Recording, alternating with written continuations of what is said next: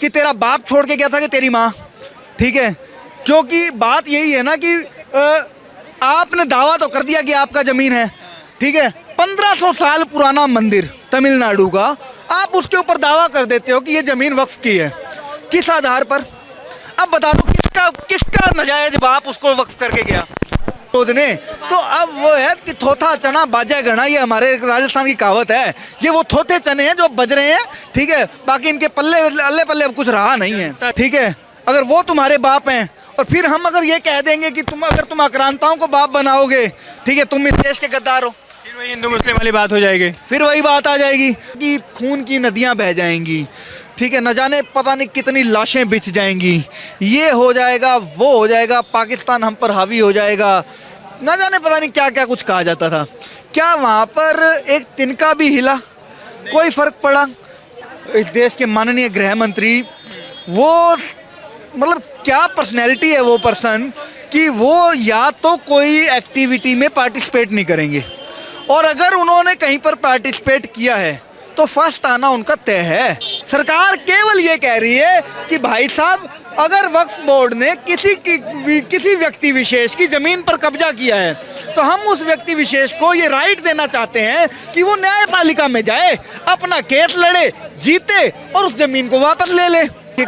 किसी भी लिहाज से अगर कोई गतिविधि देश के विरुद्ध चल रही है, अगर कोई गतिविधि इस देश की ज़मीनों को हड़पने के लिए चल रही है, तो उसके अंदर संशोधन करना अनिवार्य हो जाता है, ठीक है। यहाँ बात किसी एक पर्टिकुलर वर्ग की नहीं है, यहाँ बात किसी एक समुदाय विशेष की नहीं है, यहाँ बात आ जाती है मदरलैंड इंडिया की, ठीक है। अगर हम मातृभूमि भारत की बात करें तो आपको ये बिल्कुल ज्ञात होगा कि एक ऑर्गेनाइजेशन इतनी बड़ी कैसे हो जाती है कि वो डिफेंस के बाद में देश के अंदर सबसे अधिक ज़मीन रखे, ठीक है। और उसके पीछे आपके पास में क्या डॉक्यूमेंटेशन है, आपके पास में क्या रिकॉर्ड है कि वो ज़मीन आपकी है, उसको आप प्रोवाइड नहीं करवाना चाहते हैं। अगर बात करें तो कोई भी दायर मतलब कोई भी धड़ा इस देश का या कोई भी ऑर्गेनाइजेशन इस देश की न्यायपालिका से बाहर कैसे हो सकती है, ठीक है।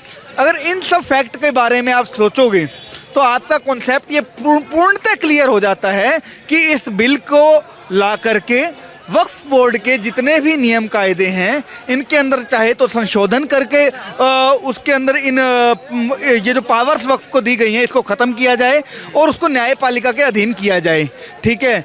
और उसको इस हिसाब से डिज़ाइन किया जाए कि वो और ज़मीनों को कब्जा ना सके, या पहले कोई ज़मीनें उन्होंने कब्जाई हैं तो, मैं कंफर्म नहीं हूँ, अगर कब्जाई हैं तो ठीक है, तो एटलीस्ट जिनकी ज़मीनें कब्जाई गई हैं उनके पास में देश की न्यायपालिका में जाने का राइट तो हो। संशोधन के माध्यम से ही होगा, लेकिन उसके साथ साथ ओवैसी जी एक प्रदर्शन किए थे बहुत बड़ा जंतर मंतर पे, उसमें वो बोल के क्या गए कि जैसे ही संशोधन होता है पूरे देश का मुसलमान सड़क पर उतर जाएगा और अपनी ताकत दिखाएगा। तो आप संशोधन की बात कर रहे हैं और एक तरफ बोल रहे हैं कि धमकी दे रहे हैं, तो होगा ये? सर एक चीज़ बताऊँ मैं, ओवैसी तक अगर मेरी ये वीडियो पहुँचे ना तो मैं उनको एक फ्री की एडवाइस देना चाहूँगा। एक फ्री की एडवाइस है ओवैसी साहब आपके लिए कि इस तरीके के हल्के बयानों की वजह से ही ना आप एक क्षेत्र से निकल करके आगे अपनी राजनीति को चमका नहीं पा रहे हो। आप जिस वर्ग की राजनीति आप करते हो या अपने आप को जिस एक कम्युनिटी का मसीहा समझ करके आप बैठे हो, वो कम्युनिटी भी पूर्णतः आपके साथ में नहीं आ पा रही है। उसके पीछे का जो रीज़न है ना, की रीज़न है, वो यही है कि आपके जो हल्के बयान, अच्छा इसी तरीके के हल्के बयान उस समय पर भी दिए गए थे जब इस देश से के कश्मीर के भाग से धारा 370 हटाने की बात हुई थी। कहा जाता था कि खून की नदियां बह जाएंगी, ठीक है, न जाने पता नहीं कितनी लाशें बिछ जाएंगी, ये हो जाएगा, वो हो जाएगा, पाकिस्तान हम पर हावी हो जाएगा, न जाने पता नहीं क्या क्या कुछ कहा जाता था। क्या वहाँ पर एक तिनका भी हिला? कोई फर्क पड़ा? ठीक है। इसी प्रकार से जब राम मंदिर के डिसीजन की बात हो रही थी तब ओवैसी जैसे व्यक्ति बल्कि आज तक ओवैसी जैसे व्यक्ति कहते आ रहे हैं कि उसको बाबरी को शहीद किया गया, हम उसको आज भी मस्जिद मानते हैं, हमारा समय आएगा तो हम ये कर देंगे, हम वो कर देंगे। होना जाना कुछ भी नहीं, ठीक है। संशोधन हो पाएगा तो मतलब जो अभी बोले कि आजकल में ही सरकार संसद में बिल लाया जाएगा, उसको पारित किया जाएगा, होगा ये या नहीं हो पाएगा? एक चीज़ बताऊं मैं, आप अगर पॉलिटिक्स को कवर करते हैं तो आपको ये बहुत भली भांति पता होना चाहिए कि अमित शाह एक ऐसा व्यक्ति है, इस देश के माननीय गृह मंत्री, वो मतलब क्या पर्सनैलिटी है वो पर्सन कि वो या तो कोई एक्टिविटी में पार्टिसिपेट नहीं करेंगे, और अगर उन्होंने कहीं पर पार्टिसिपेट किया है तो फर्स्ट आना उनका तय है, ठीक है। इसके अंदर कहीं से लेके कहीं तक कोई दो राय नहीं है। जो विरोध कर रहे हैं अखिलेश यादव, राहुल गांधी, ममता बनर्जी, तेजस्वी यादव, कितनों का नाम लूं, वैसे जी पीछे महबूबा मुफ्ती, सब तो विरोध ही कर रहे हैं। पिछले 10 सालों में इस देश में बहुत बड़े बड़े मेजर डिसीजंस लिए गए, उन सब डिसीजंस के अंदर भी ये सब विरोध में थे। मैं ये जानना चाहूँगा, आपने हवा अपना दिया, फलाना सिंह ढिंकाना सिंह ये विरोध कर रहा है, वो विरोध कर रहा है, लालू कर रहा है, अखिलेश कर रहा है, राहुल कर रहा है, ममता कर रही है, ठीक है, कर रहे होंगे। इन्होंने तो पहले भी विरोध किया, क्या उखाड़ा, क्या किस चीज़ को इन्होंने रोक लिया? क्या इन्होंने 370 रोक ली? क्या इन्होंने 3 तलाक रोक लिया? क्या इन्होंने राम मंदिर रोक लिया? क्या रोक लिया इनके विरोध ने? तो अब वो है कि थोथा चना बाजा गणा, ये हमारे राजस्थान की कहावत है, ये वो थोथे चने हैं जो बज रहे हैं, ठीक है, बाकी इनके पल्ले अल्ले पल्ले अब कुछ रहा नहीं है। जनता के लिए तो मैसेज दे रहे हैं ना कि हम आपके साथ खड़े हैं, मुसलमानों के हित की बात कर रहे हैं, मुसलमानों के साथ, उन्हीं की तो जमीन हड़प रही है बीजेपी सरकार, ये आरोप लगा रहे हो लोग। एक मिनट, अगर कोई पढ़ा लिखा मुसलमान होगा ना, ठीक है, वैसे तो आपने इनको, यही भी राहुल गांधी जी की देन है कि आपने इनको पढ़ने के अवसर बहुत कम प्रदान किए, ठीक है, आपने हमेशा इनको एक पिछड़े वर्ग के अंदर ही रखना उचित समझा। लेकिन अगर फिर भी उसमें से कुछ लोग पढ़ लिख करके आगे निकल गए होंगे तो वो इस बात को बहुत ही भली भांति समझते हैं। या मैं आपसे भी ये प्रश्न कर लेता हूँ, क्योंकि आपके कैमरे के माध्यम से हो सकता है ये मेरी बात कुछ हद तक मुस्लिमों तक भी जाए, ठीक है, तो मैं आपसे भी ये प्रश्न कर लेता हूँ कि वक्फ बोर्ड ने इस देश के कौन सा एक मुसलमान बताओ जिसका कुछ प्रॉफिट किया हो? उनके लिए तो बोला जाता है कि उन्हीं का है संस्था, उन्हीं का बोर्ड है। कौन से एक मुस्लिम के लिए वक्फ बोर्ड ने, ठीक है, जो कब्जाई हुई ज़मीनें हैं या जो वक्फ की गई भी ज़मीनें हैं, ठीक है, उसके ऊपर कोई यूनिवर्सिटी बना दी, कोई हॉस्पिटल बना दिए, या किसी को कोई गरीब मुसलमान को कोई घर दे दिए, ठीक है। भाई साहब, आप देश के अंदर तीसरे सबसे बड़े प्रॉपर्टी ओनर हो, ठीक है, आपने अपनी एक कम्युनिटी के लिए ही क्या कर दिया ऐसा, सिवाय विजय माल्या जैसे व्यक्तियों को दारू। अब एक बात हो, शराब इस्लाम के अंदर हराम है, ठीक है, अगर और शराब के द्वारा की गई कमाई भी हराम है, ठीक है, और वही वक्फ बोर्ड, इस्लामिक वक्फ बोर्ड, वो अगर वो विजय माल्या को अपनी ज़मीन को लीज पर देता है और वहाँ पर शराब की द्वारा कमाई की जा रही है, अब उसका उस हराम की कमाई को इस्लाम के अंदर जायज़ मानूँ मैं नाजायज़ मानूँ? ठीक है, और मैं तो, मेरा उससे पहला प्रश्न ये है कि एक सिंगल नाम तो बताओ कि हमने फलाने मुसलमान का ये भला कर दिया वक्फ बोर्ड ने। लेकिन उनका ज़मीन है, सरकार क्यों लेगी? सीधा तो बोले अल्लाह की ज़मीन है वो। मैं आपसे यही कह रहा हूँ, अगर उनका ज़मीन है, ठीक है, मेरे को ना इस बात पर परेश रावल कॉमेडियन जो हैं, उनका एक डायलॉग याद आ जाता है कि तेरा बाप छोड़ के गया था कि तेरी माँ, ठीक है, क्योंकि बात यही है ना कि आपने दावा तो कर दिया कि आपका ज़मीन है, ठीक है, 1500 साल पुराना मंदिर तमिलनाडु का, आप उसके ऊपर दावा कर देते हो कि ये ज़मीन वक्फ की है, किस आधार पर? अब बता दो किसका नाजायज बाप उसको वक्फ करके गया? मेरे को एक शब्द में बता दो। सही बात है, 1500 साल पहले तो कोई हुआ नहीं। एग्जैक्टली 5000 साल पुरानी प्रॉपर्टी मंदिर जो इधर अपने गुजरात की है, ठीक है, उसके ऊपर आप दावा कर देते हो, ठीक है। मैं यही कहूँगा, जब मैं इस तरीके के प्रश्न करूँगा ना, फिर ये कहेंगे कि आप हिस्ट्री में जाओ, फलाने मुगल शासक ने फलाने दौर के अंदर ये कर दिया, ठीक है। अब अगर उनको तुम पापा कहोगे, ठीक है, अगर वो तुम्हारे बाप हैं, और फिर हम अगर ये कह देंगे कि अगर तुम आक्रांताओं को बाप बनाओगे, ठीक है, तुम इस देश के गद्दार हो, फिर वही हिंदू मुस्लिम वाली बात हो जाएगी, फिर वही बात आ जाएगी। तो इन्होंने क्या है, दोनों साइड से बैटिंग करनी है। आप तीन तर्क बताता हूँ इनके पास में जो ले दे करके घुमा रहे हैं, जिसके अंदर थोड़ा क्रोनोलॉजी को अगर हम समझें, पहला वक्फ बाय यूज़, वक्फ बाय यूज़ यानी कि जहाँ पर किसी व्यक्ति ने एक बार नमाज अदा कर ली, वो प्रॉपर्टी किसी ने वक्फ कर दी, तो वो वक्फ बोर्ड की प्रॉपर्टी हो गई। ठीक है, ये बिल्कुल वैसा ही है कि मैंने एक फ़्लाइट के अंदर टिकट कराई और अगले दिन उस एयरलाइंस पर मेरा दावा कर दिया, राइट, क्योंकि मैंने सफ़र किया है, अब तो ये मेरी है। एग्जैक्टली, ठीक है, तो कोई तर्क इसके अंदर बनता नहीं। ठीक है, दूसरा ये कह देते हैं कि वर्शिप एक्ट के तहत, ठीक है, वो ज़मीन हमारी बनती है जो 1500 साल पुरानी है, वहाँ पर कभी वर्शिप की गई थी, मुगलों ने फलाने टाइम में फलाने शासक ने वहाँ पर नमाज पढ़ी थी, वर्शिप एक्ट के तहत वो हमारी हो जाती है।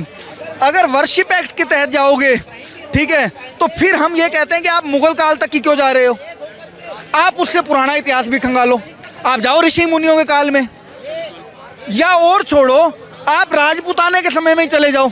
अगर हमारे राजस्थान के राजपूतों ने कल ये दावा कर दिया ना कि भैया हमें तो राजपूत बोर्ड बना कर दो, ठीक है, और फिर उन्होंने अपनी 500 कुछ रियासतें मांग ली, तो इस देश की 78% ज़मीन जो है वो उनके पास चली जाएगी।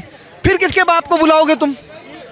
बात तो गंभीर हो जाएगा। बात तो वही है ना, ठीक है, कि आपके पास में तर्क बहुत हल्के हैं, और हम तो ये कह ही नहीं रहे कि हमने आपसे कोई ज़मीन छीननी है, नहीं छीननी यार, सरकार छीन रही है ना। अरे सरकार भी नहीं कह रही, सरकार केवल ये कह रही है कि भाई साहब अगर वक्फ बोर्ड ने किसी व्यक्ति विशेष की ज़मीन पर कब्जा किया है, तो हम उस व्यक्ति विशेष को ये राइट देना चाहते हैं कि वो न्यायपालिका में जाए, अपना केस लड़े, जीते और उस ज़मीन को वापस ले ले। That's it, ठीक है, वो न्यायपालिका में जाए, केस लड़े, जीते और अपनी ज़मीन को वापस ले ले। क्या आप न्यायपालिका पर भी भरोसा नहीं करते? बोल रहे हैं कि इसी के माध्यम से तो सरकार घुसना चाहती है हमारे ज़मीनों पर, इसका न्यायपालिका मतलब में मामला लाएंगे, फिर कलेक्टर अध्यक्ष बनेगा उसका, फिर उनके हाथ से पावर चली जाएगी। सर मैं तो ये कह रहा हूँ ना कि आज तो आपको ये राइट है ही नहीं ना। अगर चलो अगर हम ये बात कह भी देते हैं कि इस नज़रिए से, अगर मैं उनके पॉइंट ऑफ व्यू से भी अगर इस चीज़ को समझूँ, ठीक है, तो मैं एक बार के लिए डर गया कि नहीं भैया कलेक्टर को तो अपना बंदा होएगा, ठीक है, तो भैया इस देश के अंदर जो जुडिशरी है ना वो एक स्तर पर काम नहीं करती। वो कलेक्टर, आप पहले एसडीएम कोर्ट में जाओगे, एसडीएम कोर्ट से सेशन कोर्ट से में जाओगे, सेशन कोर्ट से आप एडीजे कोर्ट में जाओगे, एडीजे कोर्ट से आप हाई कोर्ट में जाओगे, हाई कोर्ट से आप सुप्रीम कोर्ट में जाओगे। अब क्या सबके सब बिक गए? क्या सबके सब बिक गए? सिर्फ देश के अंदर ईमानदार एक वक्फ बोर्ड बचा है, बाकी सारी ऑर्गेनाइजेशन फेल है। को ऐसा लगता हो, सब बिके हुए हैं, तो ऐसा लगाते रहते हैं कि सब एक ही सारे पर। आपको इस देश के सिस्टम पर ही विश्वास नहीं है, अगर आपको इस देश की संवैधानिक जो ऑर्गेनाइजेशंस हैं उनके ऊपर विश्वास नहीं है, तो माफ़ी के साथ मैं कहूँगा फिर आपकी इस देश के अंदर कहीं से कहीं तक कोई सुनवाई नहीं हो सकती। सवाल और आता है मेरे दिमाग में, औरंगजेब से शुरू हुआ था मामला, सॉरी वक्फ बोर्ड से शुरू हुआ था मामला, औरंगजेब आया, फिर इसमें नमाज पढ़ने वाले आ गए, फिर आ गया कि नवरात्र में मीट की दुकानें बंद रखी जाए या नहीं रखी जाए, उत्तर प्रदेश में तो बंद भी हो गया। तो क्या ये चाहती है सरकार कि ऐसा मतलब 3-4 मुद्दे धड़ाधड़ लेके आओ मुस्लिम हिंदू वाला और देश में एक नया पैटर्न सेट किया जाए? क्योंकि विपक्ष का ऐसा आरोप लग रहा है कि सरकार तो चाहती है कि हिंदू मुस्लिम देश में होता रहे और एक जाति एक धर्म का वोट उनके पास जाता रहे। ठीक है, इस चीज़ को ना थोड़ा संवेदनशीलता से समझते हैं।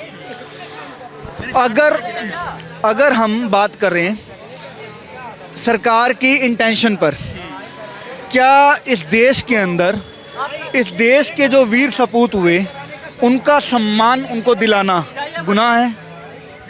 नहीं है।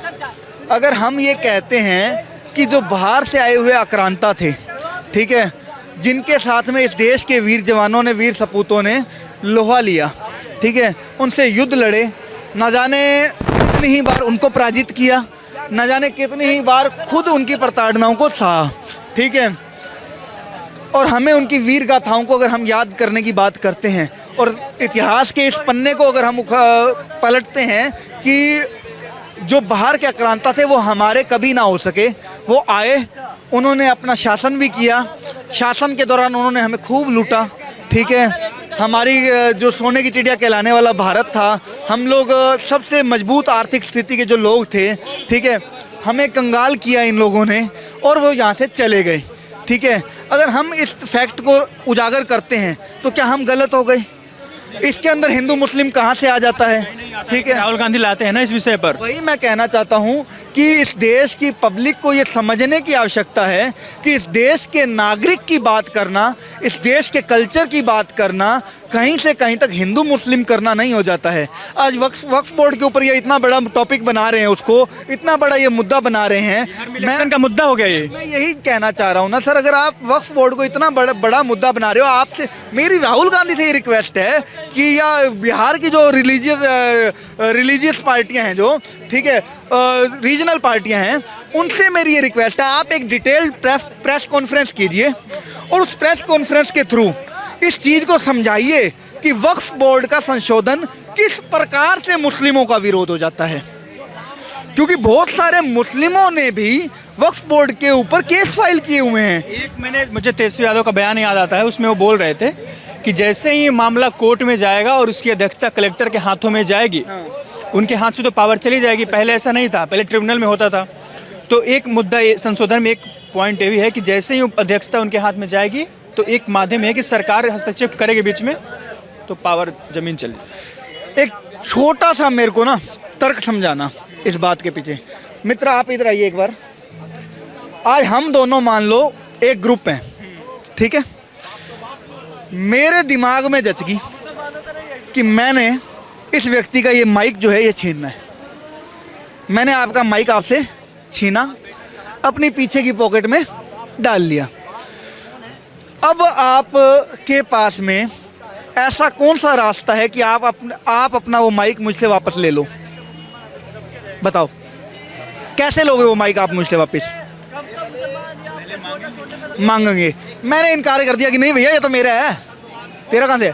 फिर तो जाएंगे कहीं थाने में जाओगे, ठीक है, थाने में जाकर क्या करोगे? आपके नाम से अपना एक बिल दिखाओगे कि सर मेरा इस तरीके से माइक है, ये रहा बिल, और इस व्यक्ति ने मेरे से छीन लिया, राइट? ठीक है।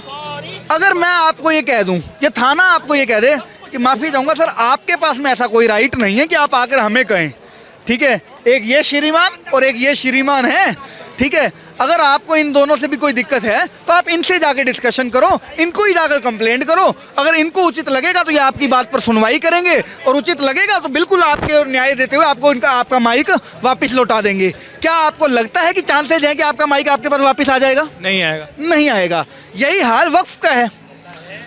आपने जमीन कब्जाई, ठीक है, अब मैं आप ही के पास में जा रहा हूँ, ठीक है, और आपसे विनती कर रहा हूँ भैया मेरी ज़मीन दे दो, भैया मेरी ज़मीन दे दो, लो अर्जी ले लो आप मेरा केस सुन लो, ठीक है। अगर आप मेरा केस खाक सुनोगे, और इस देश की न्यायपालिका कोई कमज़ोर न्यायपालिका तो है नहीं ना। आप नीचे से मैंने आपको गिनवाया ना अभी कि किस तरीके से एसडीएम कोर्ट के बाद में एडीजी के बाद में हाई कोर्ट के बाद में सुप्रीम कोर्ट के बाद में राष्ट्रपति, ठीक है, कितने ऑप्शंस खुले हैं। इस देश के अंदर बड़े बड़े आतंकवादी हमलों के फैसले वहाँ से होते हैं सर। इस देश के अंदर कसाब को अगर फांसी लगती है ना तो कोर्ट के थ्रू लगती है। इस देश के अंदर अगर कोई बड़े से बड़ा आतंकवादी के खिलाफ अगर कोई फैसला आता है ना तो कोर्ट के थ्रू आता है। बड़े से बड़े लीडर के खिलाफ कोई फैसला आता है ना तो कोर्ट के थ्रू आता है। अगर आज अरविंद केजरीवाल को जेल हुई थी ना तो कोर्ट ने दी थी, लालू यादव को अगर जेल हुई थी ना तो कोर्ट ने दी थी। आखिर वक्फ को उस कोर्ट के दायरे से बाहर क्यों रखा जाए? चलिए आखिरी सवाल, क्या ये बिल कल पेश होगा और पेश होगा तो क्या पारित हो जाएगी? बिल पारित हो ही जाना चाहिए और मेरा पूर्ण विश्वास है अमित शाह की कार्यशैली पर, ठीक है, वो ऐसा व्यक्ति है कि जब वो लाता है तो वो सॉलिड फुल प्रूफ मतलब कि प्लानिंग के साथ में चीज़ को लेकर आता है और कर देगा।